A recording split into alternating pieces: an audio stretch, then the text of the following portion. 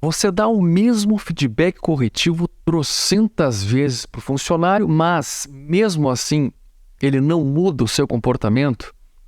Então, gestor, este episódio é para você. Aqui é o Ricardo Malê e eu estou gravando este tema hoje porque recentemente um seguidor aí do nosso podcast sugeriu, né? Ele encontrou a citação desse tema, que é o chamado funil corretivo. Eu citei isso em um outro episódio, e ele foi procurar na minha playlist e não achou eu explicando em detalhes o que isso significa. Então, esse episódio aqui, por via das dúvidas, né? Pode ser até uma regravação do tema, mas com certeza, se já gravei, vai sair coisa boa, vai sair coisa nova aqui.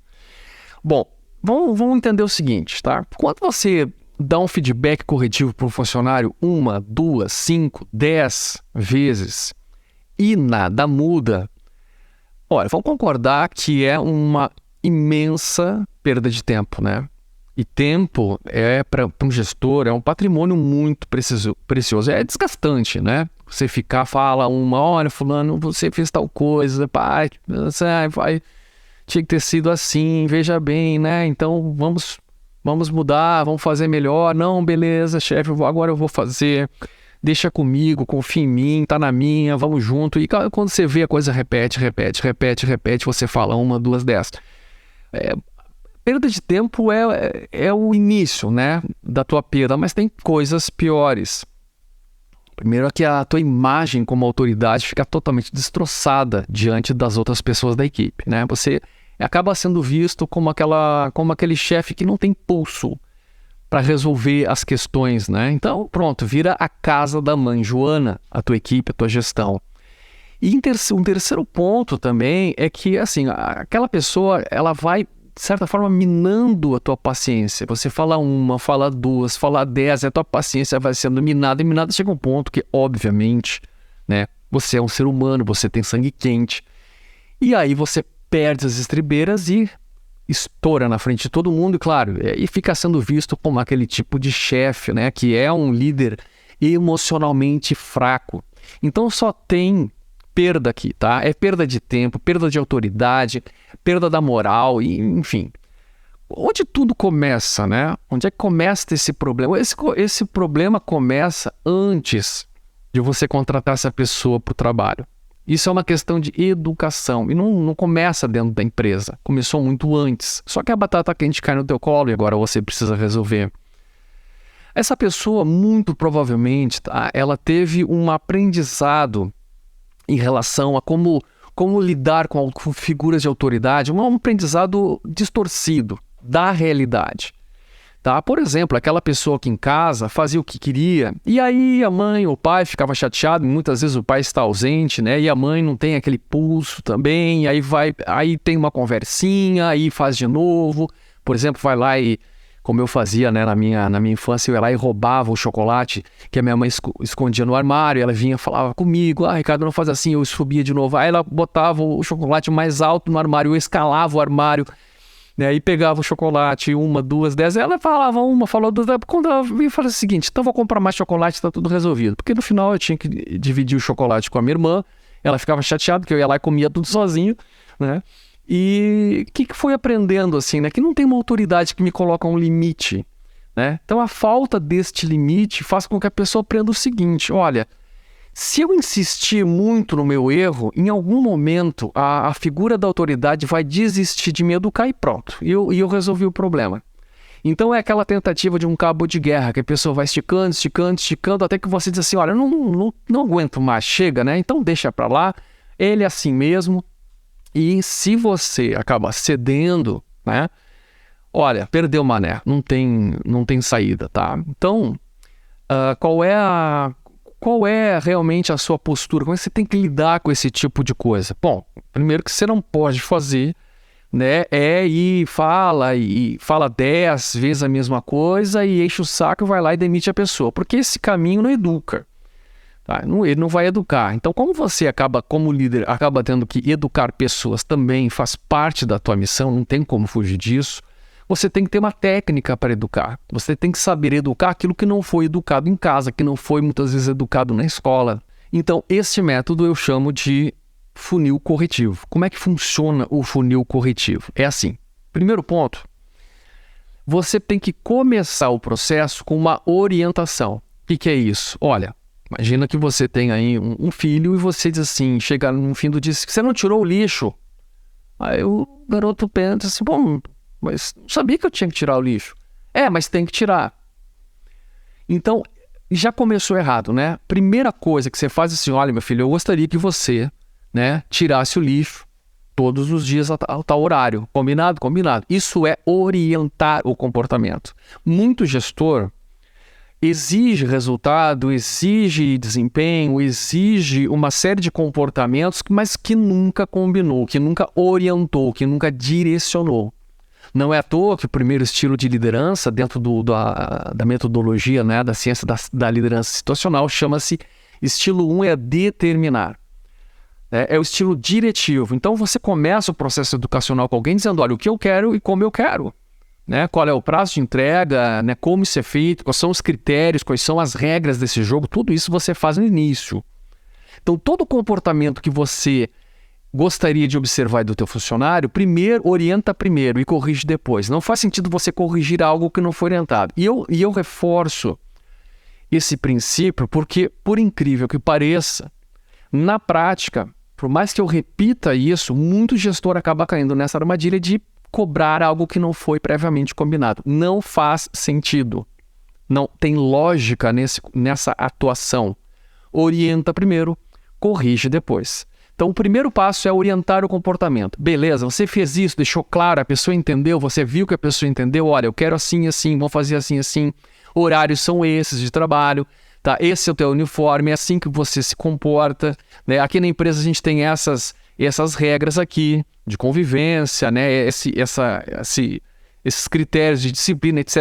Orienta primeiro. Beleza. Aí a pessoa foi lá e não fez.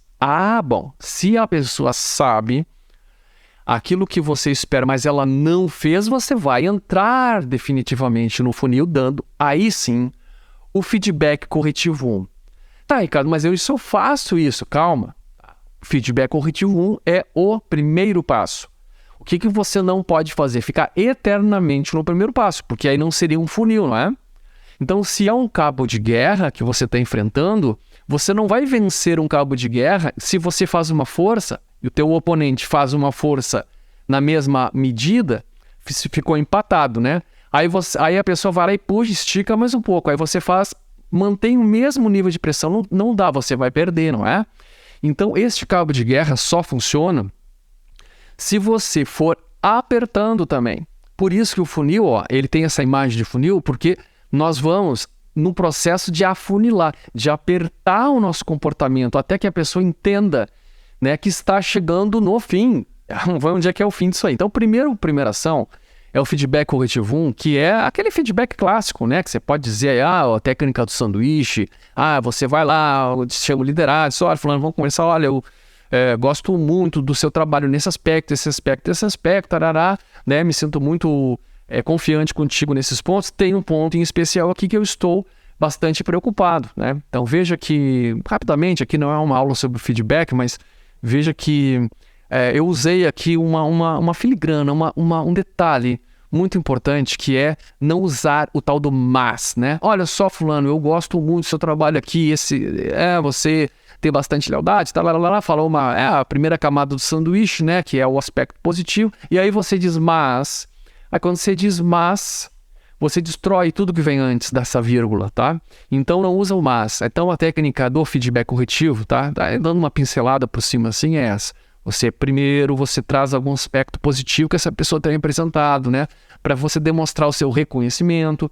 E aí você fala, né? E eu também tenho percebido que nesta situação, apesar da gente ter conversado, combinado, né? Eu te dado essa diretriz aqui, você não fez aquilo que a gente combinou, tá? Isso está me deixando bastante preocupado, né?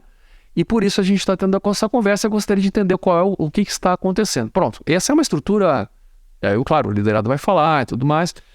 Não querendo, de novo, né, aprofundar aqui no roteiro do feedback 1, mas o feedback 1 é aquele clássico, né? Você entra com um elogio, aponta o ponto que precisa ser melhorado, evita o mas, né? Usa o eu também, que aí é uma dicasinha bem legal.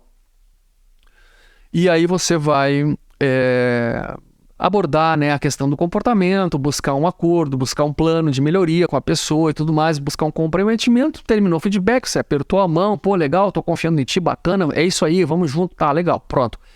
Etapa 1, bem sucedida, não é? Sim ou não, né? Depende, às vezes não foi bem sucedida. Eventualmente a pessoa sim, jurou na tua frente, né? Se ajoelhou e jurou de pé junto, não, eu vou mudar, a partir de agora confia em mim, pô, o cara vai lá e pimba. Faz de novo a mesma coisa. E aí, cara, o que tu faz? Bom, aí chegou a hora do feedback corretivo 2. Tá, mas qual é a diferença do 1 para o 2? O feedback corretivo 2, você já chega direto no problema, não faz aquele rodeio. Olha, fulano, tudo bem, olha, senta aqui, veja aqui. Lembra que a gente combinou na semana passada, retrasada, no mês passado, tal coisa em relação a tal comportamento e tudo mais, tal regra ou tal expectativa?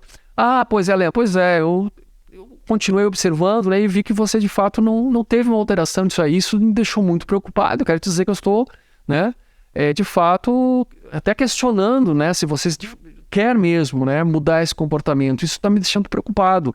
Afinal de contas, você tem um futuro aqui com a gente e tudo mais, e esse tipo de comportamento repetitivo, isso aí acaba prejudicando a nossa percepção quanto ao teu comprometimento, né, a tua competência e tudo mais. Ah, tá, não, claro, beleza, tá. Então, no segundo feedback corretivo, ele é muito parecido com o primeiro, mas ele é um pouquinho mais justo, certo? Aí você vai dar essa conversa e vai no final dizer assim, olha, quero continuar aí confiando, né, na tua disposição e tudo mais, beleza, tá. Então você termina ali com um voto de confiança, isso é importante.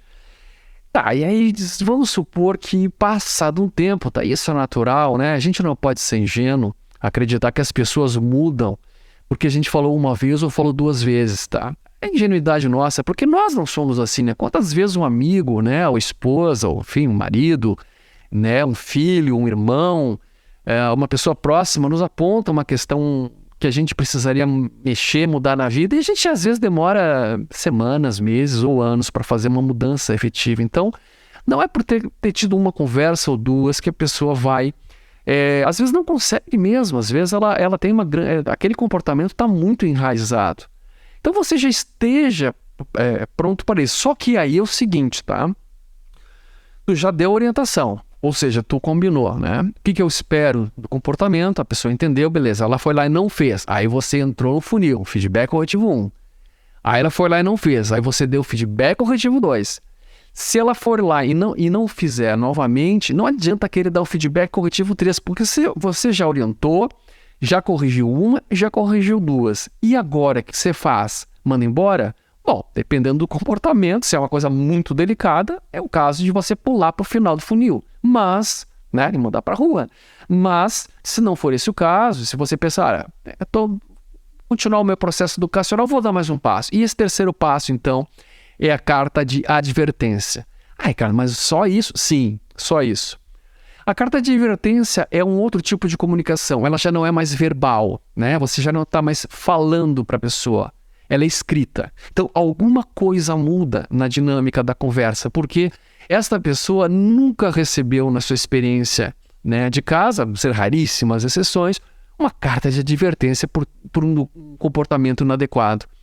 Então, quando você entra na carta de advertência, opa, mudou alguma coisa. E essa carta, ela vem com uma certa formalidade, né? Ela é fundamentada na CLT, né? Então a CLT te dá respaldo para que você entre numa questão de advertência, e ali fica claro para a pessoa que se ela continuar tendo aquele comportamento, ela está arriscando, né, o futuro dela na empresa. Então isso já cria uma sensação diferente. A carta de advertência é legal que ela seja assinada por você, que é o gerente direto. Eventualmente, se houver alguém acima, um diretor, até mesmo o proprietário, assina também.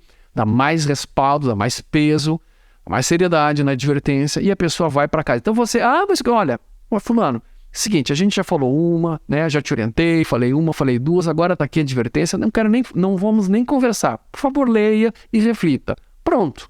Tá, então, na advertência, você não vai entrar no processo de feedback de novo. Chega, já deu. E aí, seguinte, tá? Em geral, a advertência ela é suficiente para que a pessoa tenha dê ali o chamado simancol, tá? É suficiente. Mas, Se não tiver o Simancol, o que você faz, né? Se ela continuar repetindo o mesmo comportamento, bom, aí você parte para a quarta etapa do funil, que é a suspensão. Suspende a pessoa. Fulano, hoje deu, né? Vai para casa, né? Hoje você não vai trabalhar. Fica lá e reflete sobre isso. Veja aí se você realmente está, né? Está disposto, né, a trabalhar com a gente dentro das regras, dentro das expectativas que a gente estabelece. Manda para casa. Então, suspensão. Essa suspensão, pela lei, tá? Pela lei, ela não é remunerada. Então, isso sim pela lei. Agora, a questão é que sabe como é que é a lei trabalhista no Brasil, né? Então, não fique aí, não sei se você está ouvindo no Brasil, está ouvindo, a gente tem audiência também em outros países, né? Portugal, Angola. Mas aqui no Brasil, a lei trabalhista não favorece em nada o empregador.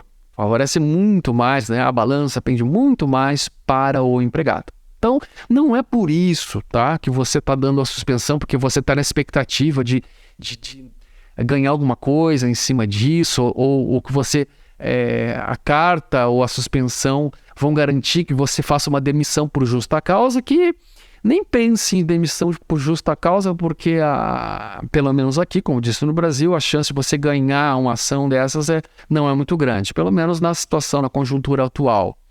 Então, a suspensão ela é para dar mais um reforço na ideia de que aquele comportamento ele é muito indesejado. Porque você fala uma, fala duas, né? Adverte que é uma cartinha e nada disso deu certo. Cara, suspensão é a sua medida, assim, quase que derradeira. Tá, mas qual é a medida derradeira? Vamos supor que a pessoa continua tendo o mesmo comportamento. E agora? Cara, pô, aí é contigo, né? Aí é contigo. O que você vai fazer agora? Vai matar o funcionário? Não vai, né? Então, o que te sobra? Bom, rua. Claro que esta sequência aqui, tá? Quantas vezes você vai dar um feedback, quantas vezes você vai dar uma carta de advertência, quantas vezes você vai dar uma suspensão, isso fica meio livre. Mas a sequência de aperto é essa. Feedback, 1, 2, advertência, suspensão e rua. Bom, eu tenho outro episódio aqui no podcast que fala sobre demitir ou não demitir. Tá? É um complemento para esse episódio aqui. Eu sugiro que você também, se você está interessado nesse tema, você está passando, sofrendo esse tipo de situação hoje, você está na dúvida, demito, não demito, dá uma procurada também aqui na playlist desse podcast, procura lá esse episódio sobre demitir ou não demitir, tá bom? Gostou desse conteúdo? Te ajudou? Te esclareceu? Então, segue aqui o podcast. Vai ser um prazer te receber nos próximos episódios e também visita lá o meu site ricardomale.com para conhecer os cursos que eu tenho atualmente. Enquanto eu gravo esse episódio, eu tenho 2 cursos disponíveis lá no meu site e mais a mentoria. A mentoria é aquele programa 1 a 1, né? Ele é um programa de desenvolvimento individualizado, ele é ao vivo, e é um trabalho assim, de transformação total, né? Vale a pena você conhecer também essa proposta, dá uma olhadinha lá, tá na homepage do site. E é isso, valeu pela audiência, grande abraço e a gente se vê no próximo episódio. Tchau, tchau.